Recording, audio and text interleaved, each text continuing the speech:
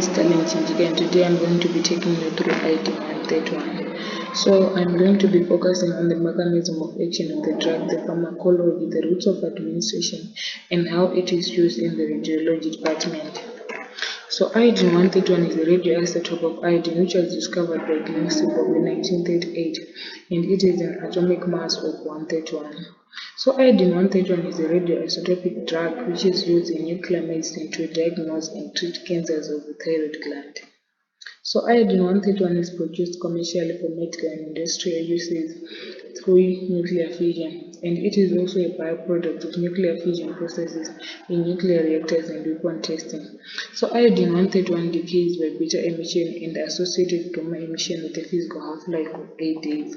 So therapeutic solutions of sodium iodide are indicated for the treatment of hyperthyroidism and thyroid carcinomas that take up iodine. So as a small molecule, iodine rapidly penetrates into microorganisms and oxidizes proteins, nucleotides, and fatty acids, eventually leading to cell death.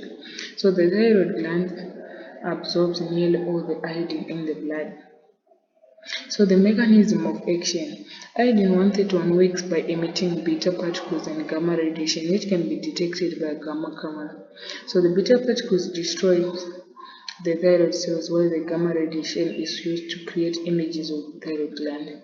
So for us to destroy thyroid cells, we need to have the gamma and the beta radiation. The pharmacology. Iodine 131 is a radioactive iodine salt that alters the mechanism of iodine absorption in the thyroid gland. So iodine 131 can easily dissolve in water or alcohol and is particularly useful in the destruction of cells in the thyroid gland that are overactive. It can also be used in diagnostic imaging techniques. So iodine 131 is absorbed by the thyroid gland where it accumulates and emits radiation. So it is the beta radiation from iodine 131 that provides the therapeutic benefit of the treatment. So the majority, which is about 90% of the effect, is carried out by this radiation here, which is beta radiation, although the gamma radiation also plays a role.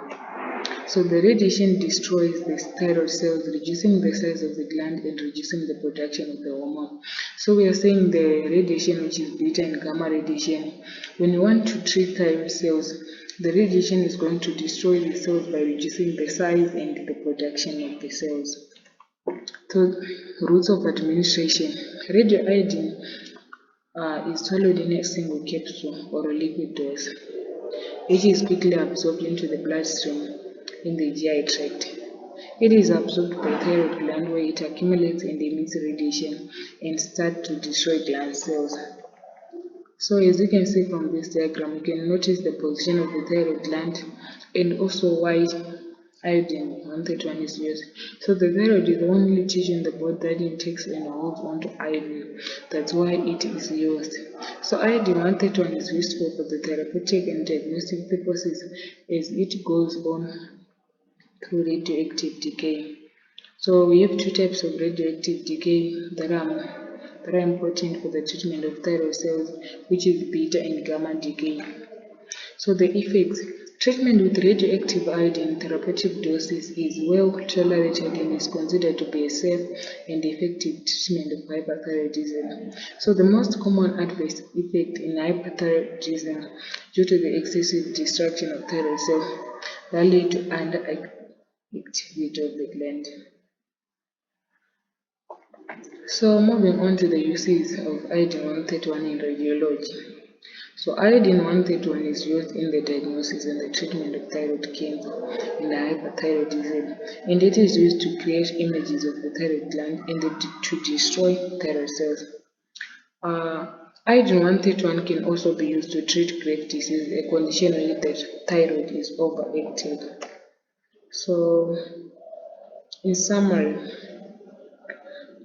iodine 131 it can easily dissolve in water and also in alcohol, and it is quickly absorbed in the bloodstream and in the GI tract.